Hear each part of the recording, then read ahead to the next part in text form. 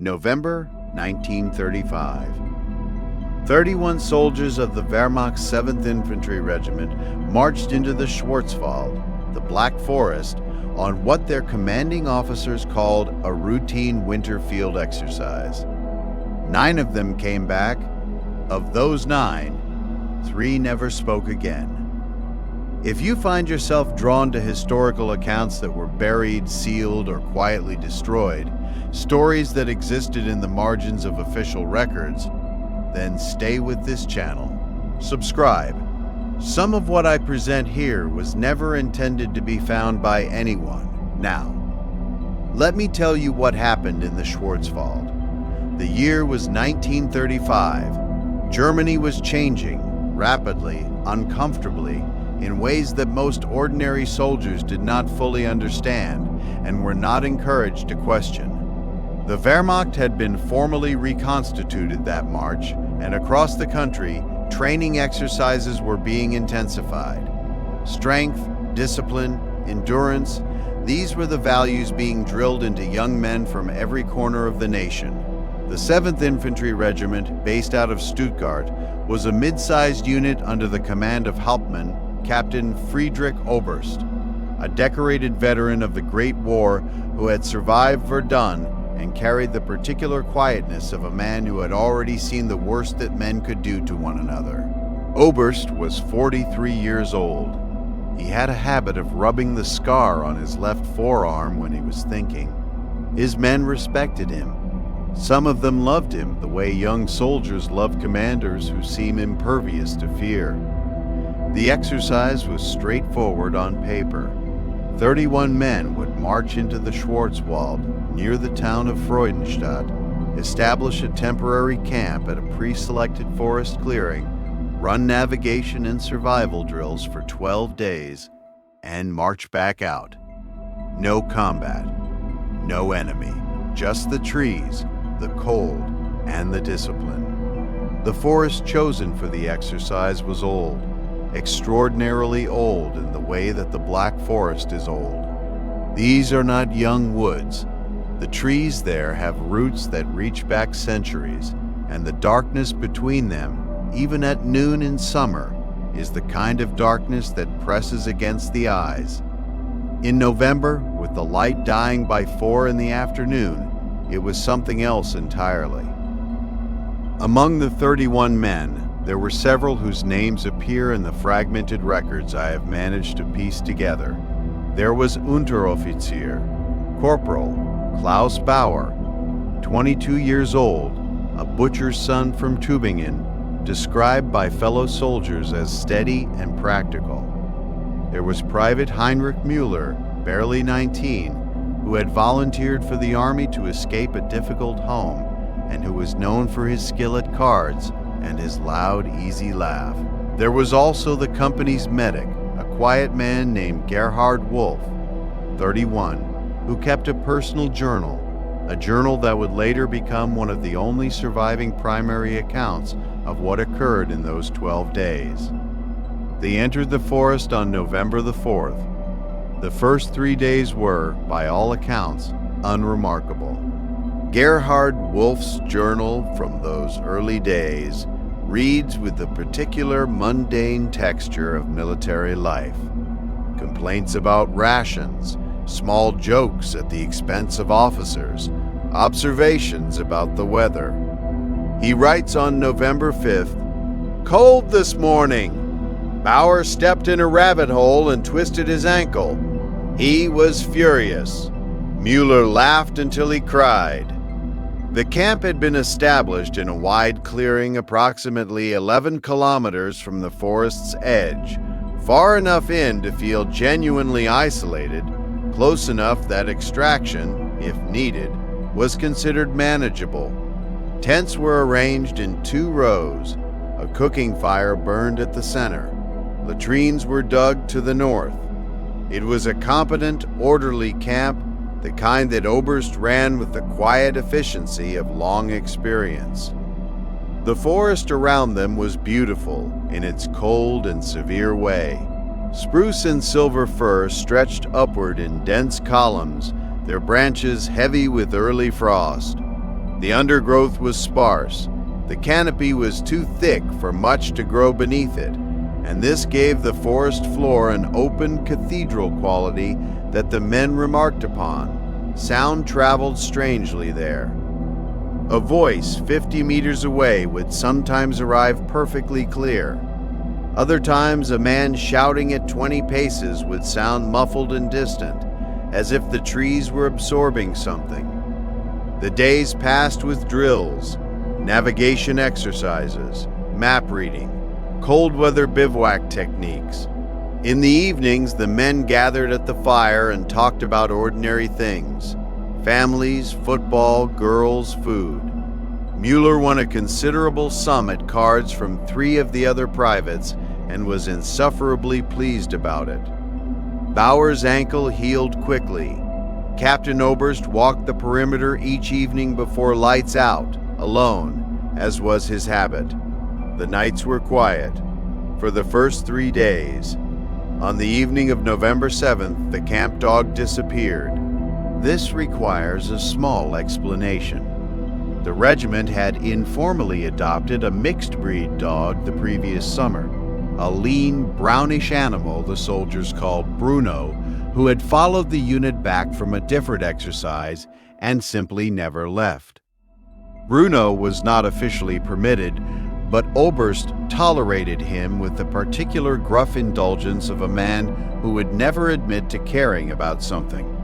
Bruno slept near the fire, ate scraps, and was considered in the vague collective way of soldiers to be good luck. Bruno was tied to a stake near the supply tent on the night of November 7th. In the morning, the stake was in the ground. The rope was still attached to it. The other end of the rope, the end that should have been around Bruno's neck, that end was gone, taken. The rope had not been chewed through. It had been pulled so violently that it had simply separated from itself, the fibers stretched and torn as if by an enormous force. There was no blood, no fur. Bruno was simply absent. Bauer, who had been perhaps the most attached to the dog, searched for 2 hours in the surrounding trees.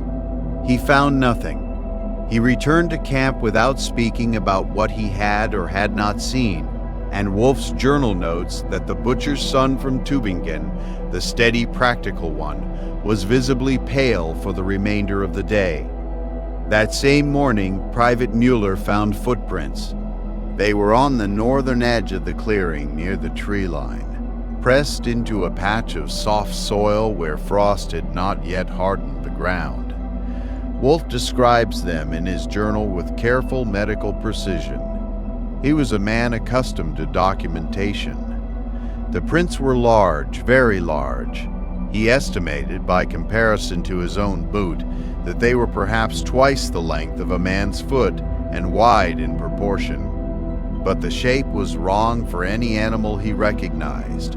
The toe impressions were long and separated, almost finger-like, and the depth of the impression, the depth suggested something of considerable weight, something that had stood there at the edge of the clearing and had stood still long enough to press deeply into the soft earth.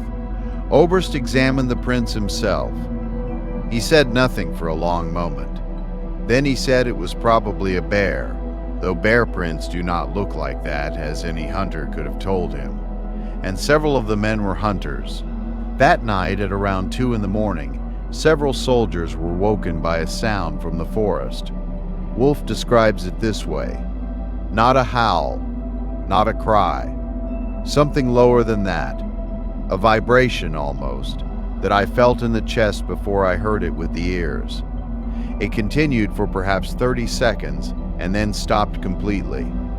Some of the men sat up. No one spoke. After a few minutes, we lay back down. I did not sleep again that night. In a forest, silence is not peaceful. Silence is a warning. By November 9th, the atmosphere in the camp had changed. It is difficult to describe if you have not experienced it, the way a group of trained, disciplined men can collectively sense something without being able to articulate what they are sensing. These were soldiers. They had been selected and shaped specifically to manage fear, to subordinate it to function. But there is a difference between the fear of a known enemy, a fear you can point at, strategize around, overcome with firepower and training, and the fear of something that exists just beyond the boundaries of understanding. The rations had been disturbed. 2 wooden supply crates had been pulled from the supply tent, not broken in, not torn open, but removed entirely and found 20 meters into the tree line, their contents scattered across the ground. The crates were heavy. Moving them would have required considerable strength. There were no tracks leading to them, or rather, the ground there was harder and would not have taken impressions cleanly, but the crates had been dragged. The scrape marks in the earth were long and deep. 3 soldiers requested to be rotated off perimeter duty. Oberst denied the requests and said nothing further.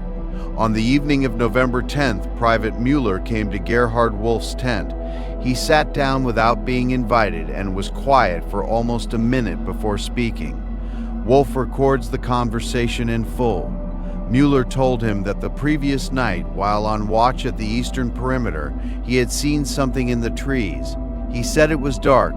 This was after midnight, and he had been standing at his post for 2 hours, which is long enough that the mind begins to play with shadows. He told himself that is what it was.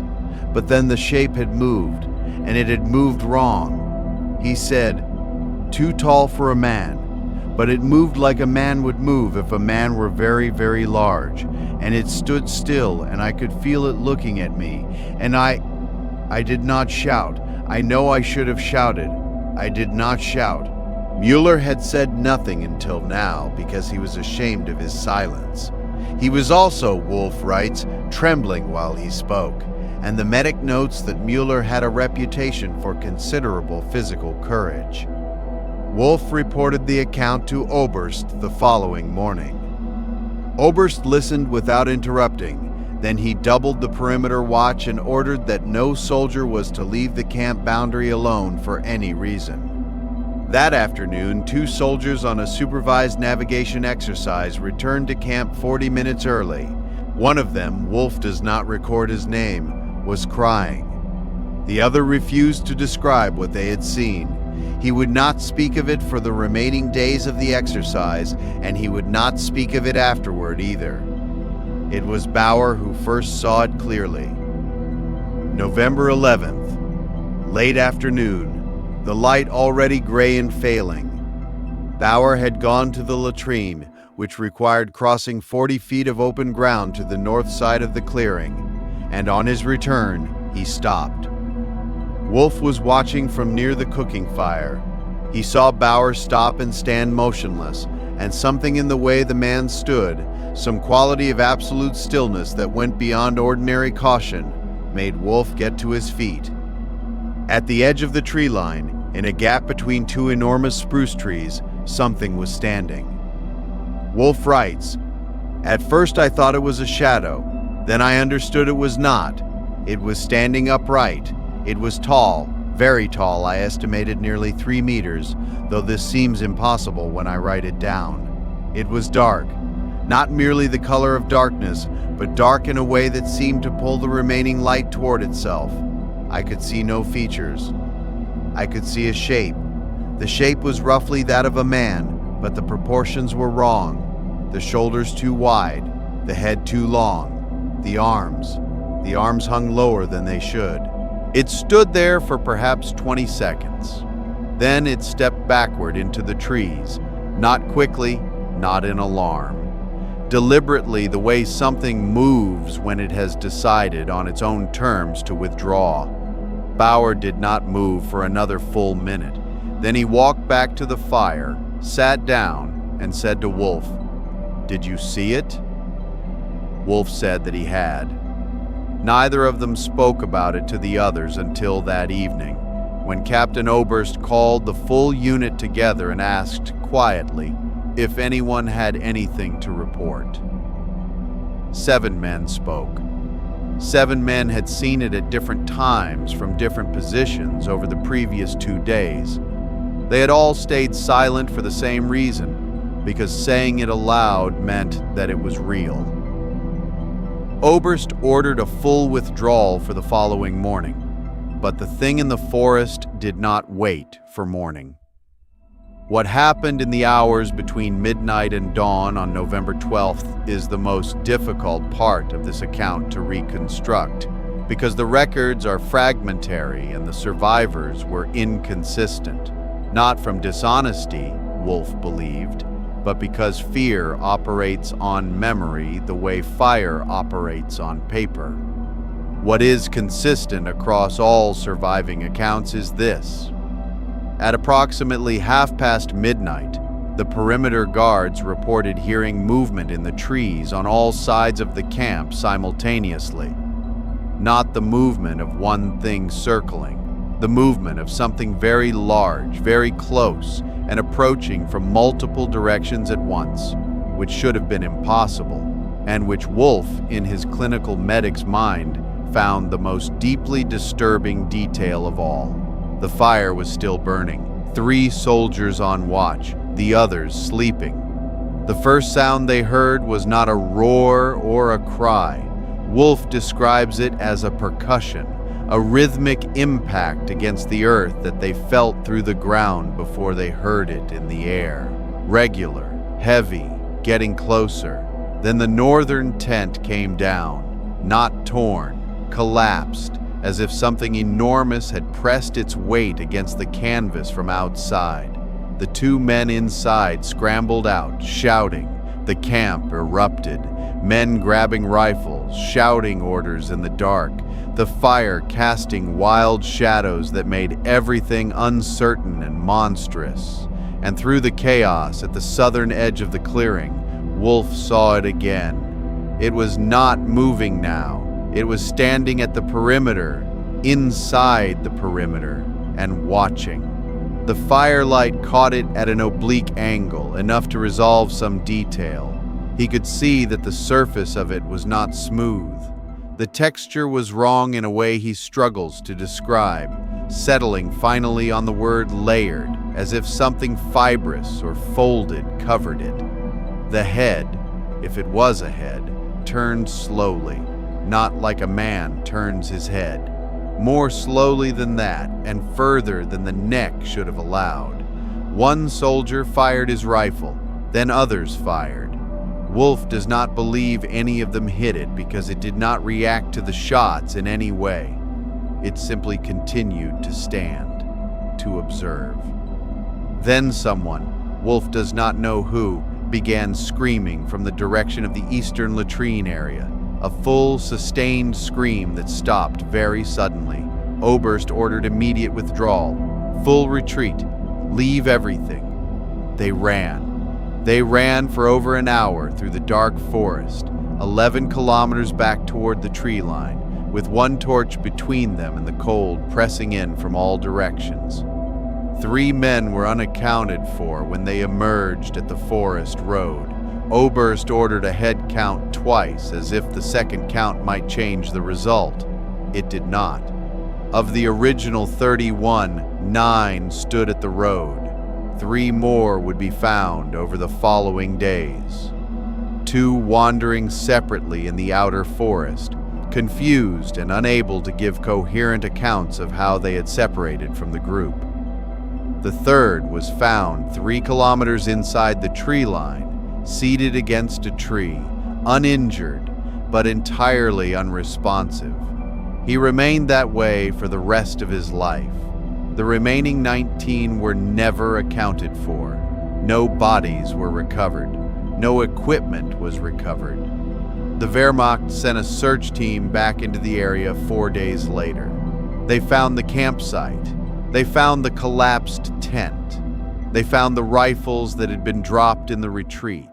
They found, in the soft soil at the southern clearing edge, a series of impressions in the earth, very large, very deep, moving from outside the clearing inward and then stopping, as if whatever made them had simply risen from the ground and ceased to touch it. The search team reported no contact with any animal or person. Their report was filed. Then it was filed again, under a different classification. Then, in 1938, the relevant section of the 7th Infantry Regiment's records was removed from General Wehrmacht archives and transferred to an office in Berlin whose function is not recorded. Gerhard Wolff survived. He continued working as a medic through the Second World War, was captured by British forces in 1944 in France, and spent 2 years in a prisoner of war camp in England. He never returned to Germany. He died in Sheffield in 1971 at the age of 67. His journal, the journal from which the account you have just heard is drawn, was discovered among his belongings by his landlady after his death. It was passed to a local historian who did not know what to make of it, then to a German archivist in the 1980s, then to a private collection, where a researcher photographed its pages in 2003. Klaus Bauer, the steady, practical butcher's son, returned to Tübingen. He did not rejoin the military. He worked in his father's shop for the rest of his life. Neighbors described him as withdrawn. He did not speak of the Schwarzwald exercise under any circumstances, and when the subject was raised once by a journalist in the 1960s who had caught a thread of the story, Bauer stood up from the table, put on his coat, and walked out without speaking. Heinrich Müller, the young man with the loud laugh and the skill at cards, is listed in Wehrmacht records as missing in action from the 1935 training exercise. No further information exists. Captain Friedrich Oberst was transferred out of the 7th Infantry Regiment within weeks of the incident. His subsequent postings are documented, but his personal file contains a notation in the medical section, a single line entered by an unnamed examining doctor, that reads, in translation, "Subject exhibits persistent aural disturbance. Reports hearing low vibrational sounds in quiet environments. Prognosis uncertain." He died of a heart attack in 1943. He was 51 years old. The restricted file from Berlin was never recovered after the war. Allied archivists working through Wehrmacht records in 1945 and 1946 found no trace of it. Either it was destroyed in the final weeks of the war, as so many records were, or it was taken somewhere by someone who understood what it contained. The town of Freudenstadt still sits at the edge of the Schwarzwald. The forest is still there, older now and darker, if such a thing is possible. Hikers walk its trails every year, tens of thousands of them. Most find only trees and cold, and the particular silence of very old things that do not wish to be disturbed. But there are, in the local records of the Freudenstadt district, 3 separate incidents between 1936 and 1952 in which persons were reported missing in the deeper sections of the forest. The cases were never solved. The persons were never found. No one connected the incidents to one another, or if they did not say so. Gerhard Wolff's journal ends with an entry dated November 14, 1935, 2 days after the retreat. He writes only this: "I have tried to understand what we encountered. I have tried to give it a name from science or from nature. I cannot. What I know is this: it was not afraid of us. It was not disturbed by our presence. It watched us the way a man watches something small and temporary, with patience, with the certainty of something that has been there long before we arrived, and fully intends to remain long after we are gone. The Black Forest is still there. Whatever watched those men from between the trees in November of 1935, whatever stood at the edge of the firelight and observed and then reached into the darkness and took 19 soldiers and left no trace. It was not passing through. It was home.